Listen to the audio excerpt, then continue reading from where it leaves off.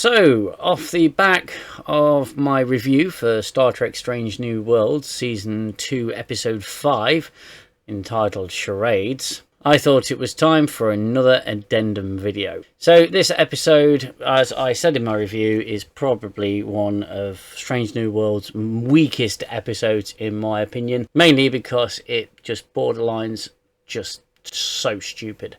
Now, I can see what they were trying to do in terms of something fun, something light-hearted, and somewhat different to what has come before. However, there is nothing new to see here. The issue that I have mainly with the way they do these, quote, fun type episodes is mainly using the format of Star Trek to do so in the first place. Now, Star Trek has had a fair amount of humour in it in the past. There's moments of levity. There's some genuinely ridiculous episodes out there. I'm not going to contest that at all, but they were all done with a general respect for the franchise in which they originated from. This episode tends to ignore common sense and logic, and it is certainly one of those episodes where you have to switch your brain off, which again, I've said 1,000 times, I will say it again, is not what Star Trek is all about. Certainly not in my opinion anyway. Now, the whole problem with Spock becoming human throughout the episode is that he seems to suffer from partial amnesia. Through becoming human, he has completely forgotten how to be a Vulcan, to the point where he's pretty much told by 4 female officers how to act like a Vulcan. Like, he's got no memory of being a Vulcan whatsoever. The way he speaks, his mannerisms, the way he acts. In this episode, it seems like he is acting like a teenager. He can't even pretend to be a Vulcan. Now, I mentioned in my review that he comes into the transporter room wearing a beanie, which I thought was just absolutely ridiculous. I rolled my eyes so far into the back of my head, I could definitely see behind me. Now, I've said in my review that the Vulcans in this show don't act like Vulcans, and it's been noted by several people in the comment section that Enterprise Vulcans don't really act like Vulcans. But you see, that was earned and explained, that the Vulcans in Enterprise were somewhat different to the Vulcans that we knew previously. They were quite vindictive and quite calculating in certain ways. They did occasionally show emotion, and they did show certain satisfaction in proving other people wrong.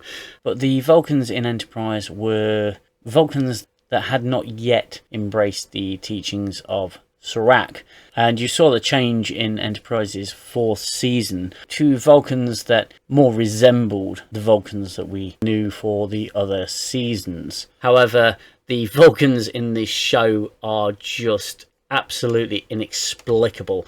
They show far too many emotions through their facial expressions.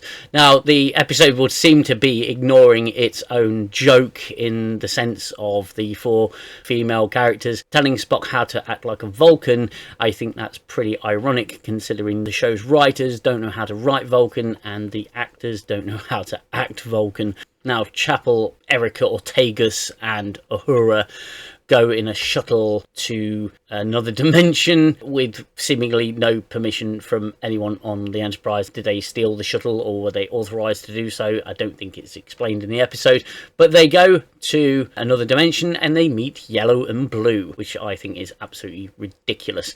It's said that they have had no contact with human beings before, yet they're called Yellow and Blue, which I think is just stupid. They've never encountered humans. They didn't turn Spock into something that Chapel was. As I said in my review, I was quite surprised they didn't make Spock a woman. In terms of Spock's behaviour when he is human, as I've said, he has seemingly forgotten how to be a Vulcan, but there's no mention of any memory loss whatsoever. He just acts like Ethan Peck.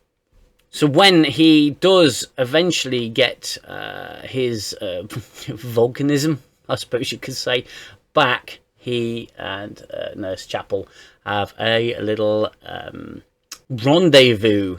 Spring wants a break, and Spock's just straight in there with Nurse Chapel. Now, at this point, I can't really blame him. As I said in my reviews of season 1, I actually have quite a thing for Nurse Chapel. She's a little bit how do you do.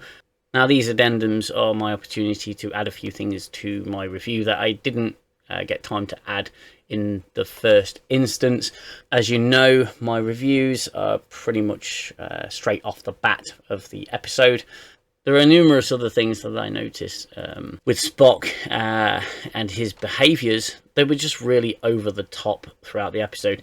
I get that the writers are trying to tell us that it is over the top. He's really struggling now. He can feel all these emotions and, you know, he's 100% human now. But the guy has absolutely no self-control.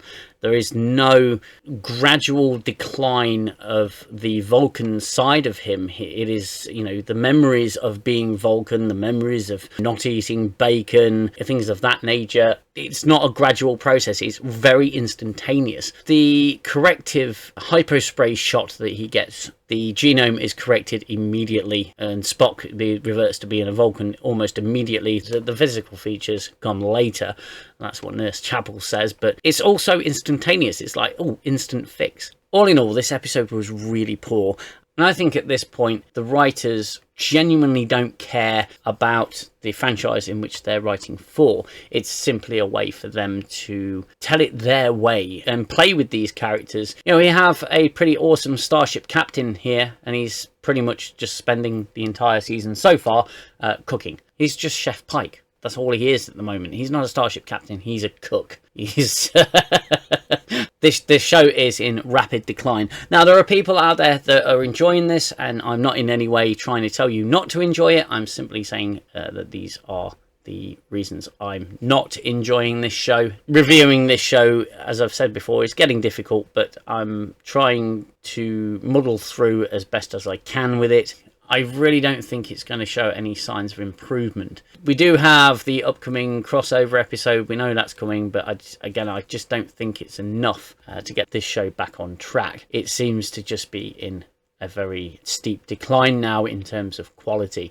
I do take Star Trek seriously, but I don't live and breathe Star Trek. I have a life like everybody else. But Star Trek's something I love. It is something that I have spent many years watching. It's a universe where we got it right. In all honesty, the reality is this show just isn't getting it right at all. It's really misunderstood Star Trek and what it is. Those are some of my thoughts. I hope you enjoyed this video, and if you did, then hit that like button. Do share it and hit the subscribe button, and I will see you in the next video. Take care. Bye bye for now.